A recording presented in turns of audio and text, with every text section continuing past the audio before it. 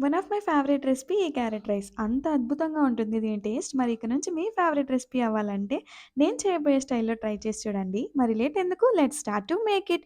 First కడాయిలో ఒక spoon నెయ్యి అండ్ కొంచెం ఆయిల్ వేసుకొని యాలకులు, దాల్చిన చెక్క, లవంగాలు, బిర్యానీ ఆకు వేసుకొని ఫ్రై చేసుకోవాలి. అండ్ కొన్ని కాజు వేసుకొని ఫ్రై చేసుకొని పక్కకు తీసుకున్నాక ఆనియన్స్, పచ్చిమిర్చి, కరివేపాకు వేసుకొని ఫ్రై చేయాలి. అండ్ ఒక కప్ క్యారెట్ తురుము యాడ్ చేసుకొని మీడియం ఫ్లేమ్‌లో ఫ్రై చేసుకుంటే టేస్ట్ బాగా ఎన్హాన్స్ అవుతుంది. క్వాంటిటీ వచ్చేసి 3 మీడియం సైజ్ క్యారెట్స్ తీసుకున్నాను. అండ్ నెక్స్ట్ మెయిన్ ఇంగ్రీడియంట్ వచ్చేసి సాంబార్ పొడి. నేను 2 టీ స్పూన్లు యాడ్ చేసుకుంటున్నాను.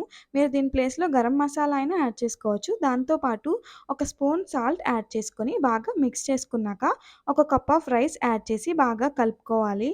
అండ్ నేను ఒక గ్లాస్ ఆఫ్ రైస్ క్వాంటిటీతో చేస్తున్నాను.